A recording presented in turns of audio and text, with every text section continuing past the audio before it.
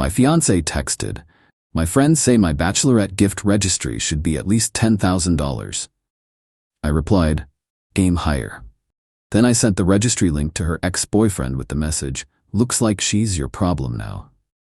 The angry voicemail that followed was glorious. I, 31 male, was supposed to marry Cassandra, 29, in 3 months, was past tense. Because what happened last week made me realize I'd been dating a completely different person than I thought. We'd been together 4 years, engaged for 1. Everything seemed normal until her bachelorette party planning started 2 months ago. That's when her friend group, particularly her bestie Jade, started getting involved. These women treated spending money like an Olympic sport. Last Tuesday, I'm at work when I get this text from Cassandra. "Babe, so Jade helped me set up my Bachelorette registry. She says the standard is minimum $10 in gifts these days. Here's the link. Can you share with your groomsmen? They should contribute too, since they're in the wedding party." I clicked the link. This wasn't a joke. There was an actual registry with designer bags, $3,000 plus, spa packages, $1,500, Bachelorette Party Enhancement Fund, $2,000, luxury hotel upgrades for her Vegas trip, $2,500, bride tribe appreciation gifts, basically she wanted money to buy her friends presents, $1,000. I texted back, "Aim higher." She responded with, "OMG, really, you're the best. I'll add more." That's when I knew exactly what I had to do. See, Cassandra had stayed friends with her ex, Blake. He'd been sniffing around our entire relationship, always commenting on her posts, always just happening to show up places we were. She insisted he was harmless, just couldn't let go. I'd noticed she never really shut him down firmly either. I forwarded the registry link to Blake with, "Looks like she's your problem now. Good luck affording her." Then I grabbed my laptop and started working on a few things. 1. Canceled all wedding vendor deposits that were in my name, most of them. 2. Removed her from my streaming services and Amazon Prime. 3. Texted my landlord that she'd be moving out, apartment was in my name only. 4. Canceled our couple's gym membership. 20 minutes later, my phone explodes. Cassandra left me a 3-minute voicemail that was something, screaming about how I ruined everything and Blake thinks I'm a gold digger now.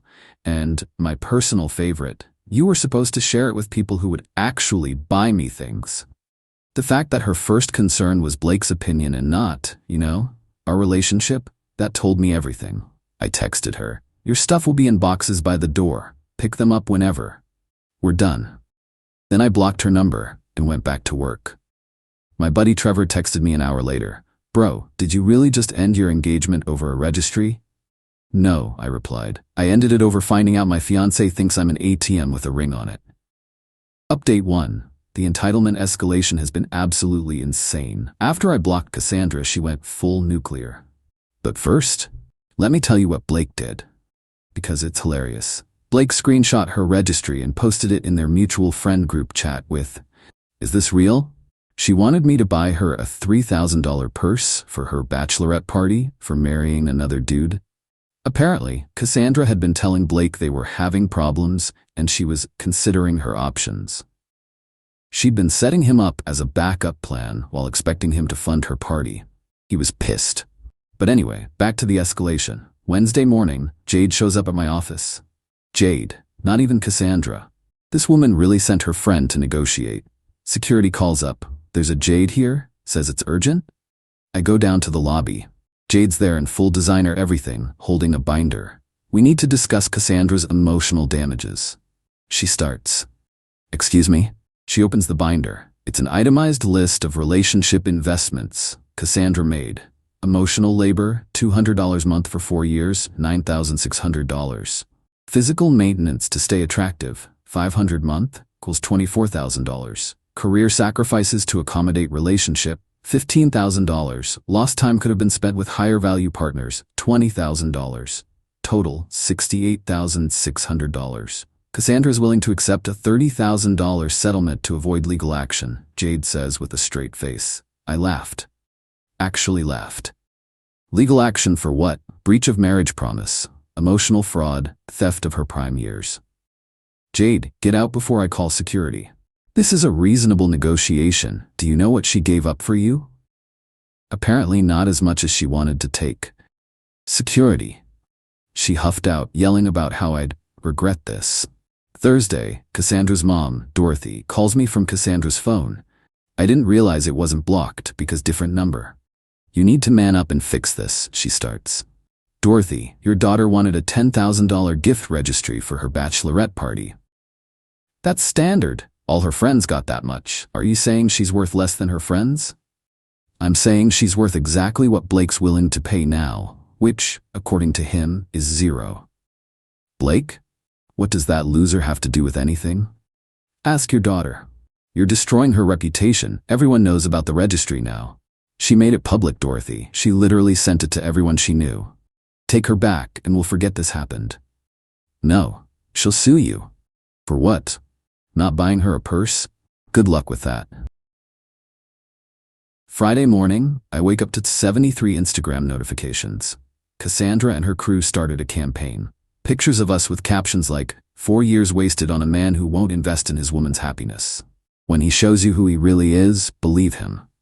Modern men are too broke for real queens. The best part, she tagged my company. My company. I screenshotted everything, sent it to my lawyer friend Ramon. He laughed and said, keep documenting. This is gold if she actually tries to sue. But the peak entitlement came Friday afternoon. Cassandra showed up at the apartment with a U-Haul and 8 people. 8. Including Jade, her mom, her sister, 2 cousins, and 3 guys I didn't recognize. She tried to use her key. Didn't work. I'd changed the locks. She starts banging on the door. Open up. I'm getting my things. I called the cops and talked to her through the Ring doorbell. Your stuff is in boxes in the lobby. The building manager has them. I'm taking the TV and the couch and the kitchen appliances. That's all mine. I have receipts. I picked them out. They're basically mine. That's not how ownership works. One of the random guys tries to jimmy the door. I inform them they're on camera and the police are coming. They scattered pretty quick after that, but not before Cassandra screamed, "You're gonna pay for this. I'm taking everything." The building manager called me later. They took her boxes and left a huge mess in the lobby. She also tried to convince him to let her into the apartment, claiming domestic violence. He didn't buy it, especially since she brought a whole crew and a moving truck. Saturday update, Blake sent me a DM. Bro, I didn't know she was this crazy. She asked me to co-sign a loan for her to sue you. A loan. To sue you for not buying her gifts. I blocked her ass. Even her backup plan bailed, LMAO. Update 2 y'all. The audacity has reached levels I didn't know existed. Monday morning, I get served with actual legal papers. She found a lawyer. Somehow. The lawsuit alleges 1. Promissory estoppel, claiming I promised to fund her lifestyle. 2. Intentional infliction of emotional distress. 3. Defamation for sending the registry to Blake. 4. Conversion for keeping shared property. She's seeking $75,000 in damages. Ramon looked at it and literally said, "This lawyer should be disbarred. This is basically legal toilet paper." But here's where it gets wild. Tuesday, I get a call from my mom. "Honey, why is Cassandra's mother calling me about wedding arrangements?" "What?" "She says the wedding is still on, you're just having a moment, and we need to finalize catering." Dorothy was calling vendors and family, telling everyone the wedding was still happening, and I was just stressed from work. She'd been collecting RSVPs and accepting gifts on our behalf. I immediately sent out a mass email. "The wedding is canceled. Please do not send gifts. Any gifts received will be returned." But Cassandra had already cashed several checks from elderly relatives who don't do online banking. About $3,000 worth. Wednesday, the apartment building calls. Cassandra had listed the apartment on Airbnb. My apartment, that she doesn't live in anymore. Someone showed up with a reservation. I had to explain to a confused tourist family that no, they couldn't stay in my home, and yes, they'd been scammed. Thursday was when she really lost it. I get a notification that someone's trying to access my bank account, then my email, then my social media. She was trying to hack into everything, but the best part? She did it from her laptop, which was still logged into her email, which she'd left logged in on my iPad that she'd forgotten about. I could see everything. Emails to friends saying she was going to destroy me and take everything. Messages to random men on dating apps saying she was almost single and looking for a real provider. And my absolute favorite, an email to a sugar daddy website asking about earning potential. I screenshot everything. Ramon was building quite the countersuit file. Friday, she made her final mistake. She posted on LinkedIn, a long rant about how I was a narcissistic abuser who financially controlled her and how she was starting a coaching business for women escaping financial abuse. She included a PayPal link for donations. Several of her professional contacts called her out in the comments. Her employer saw it. She'd used company time to post it, 11 a.m. on a Friday. By 2 p.m., she was unemployed. Her friend Jade texted me from a new number. "Are you happy now? You've ruined her life." She ruined her own life. I just declined to fund it. She's gonna be homeless. Maybe she should have thought about that before suing me instead of getting a job. You're heartless. No, I just have boundaries. Novel concept for y'all, I know. But Saturday was the grand finale. Cassandra sent one last email from a new account since I'd blocked everything else. "I'll drop the lawsuit if you give me $10,000 and take me back. This is your last chance to fix this. I know you still love me. We can work through this. I'll even lower my standards and forget about the registry." Lower her standards. She really thought she was doing me a favor. I forwarded it straight to Ramon. He responded to her lawyer with a countersuit for harassment, attempted fraud, the Airbnb scam, defamation, the LinkedIn post, attempted identity theft, the hacking attempts, theft, the wedding gift checks she cashed. Her lawyer dropped her immediately. Final update, this is it. The conclusion to this absolute circus. After her lawyer dropped her, Cassandra went silent for exactly 3 days. Then she tried one more Hail Mary. She showed up at my parents' house, in another state. She drove 6 hours to cry to my mom. My mom called me. She's here with a PowerPoint. A what? A PowerPoint presentation about why you should take her back. She has graphs. Graphs, y'all. My mom, bless her, let her present it just for the entertainment value. According to her, it included a cost-benefit analysis of their relationship, market research on what other men would have to pay for a woman of her caliber, a 5-year plan for their financial future, where I apparently would triple my salary, testimonials from her friends about what a catch she was. My dad told her to leave. She refused. They had to call the cops. She was escorted off the property while screaming about investment opportunities and ROI. But while she was busy harassing my parents, the real consequences were catching up. 1. The Airbnb scam was reported to the platform. She was permanently banned and they're pursuing fraud charges. 2. Her former employer contacted me because she'd listed me as a reference for new jobs. I told them about the LinkedIn post she made on company time. Word spread. She's basically unhireable in her industry.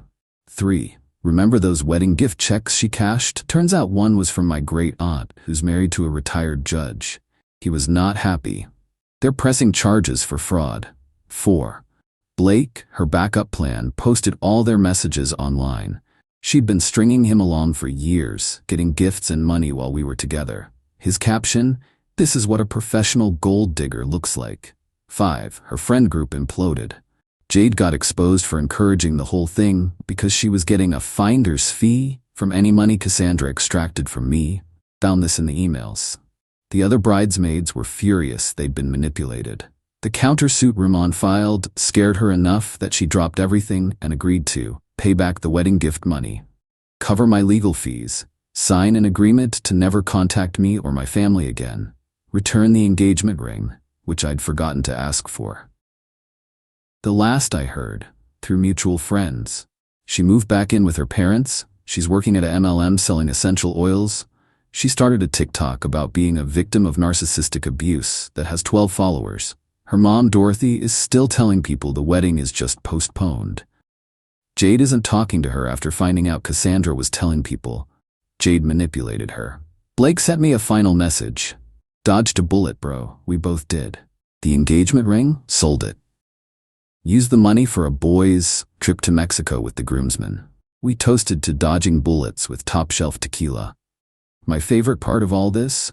She sent one final email last week from her mom's account. I'm willing to forgive you and start fresh. But my new Bachelorette registry minimum is $15,000 since you caused me so much trauma. This is non-negotiable. She raised her price. After everything. The delusion is genuinely impressive. I didn't respond. But I did laugh for about 10 minutes straight. Ramon framed her original lawsuit in his office as the most entertaining case that never went to trial. My mom kept the PowerPoint. She shows it at parties. It's become legendary in our family. And me? I'm living my best life. Alone. Financially stable. Without anyone demanding $10,000 for the privilege of marrying me. Funny thing is, I make good money. Would have happily spent on a woman who actually loved me. But a $10,000 Bachelorette gift registry? That's not love. That's a business transaction. And I'm not in the market. To anyone wondering if I regret how I handled it, hell no. The registry was just the mask slipping. Everything that came after showed me exactly who she really was. A woman who saw me as a credit card with a pulse. Thanks for following this wild ride. May all your relationships be genuine and your gift registries be reasonable. P.S. Cassandra, if you're reading this, and according to mutual friends, you're obsessed with finding it, that $15,000 registry isn't happening. Neither is $10,000 or $5,000 or $5. You played yourself. Enjoy the essential oils.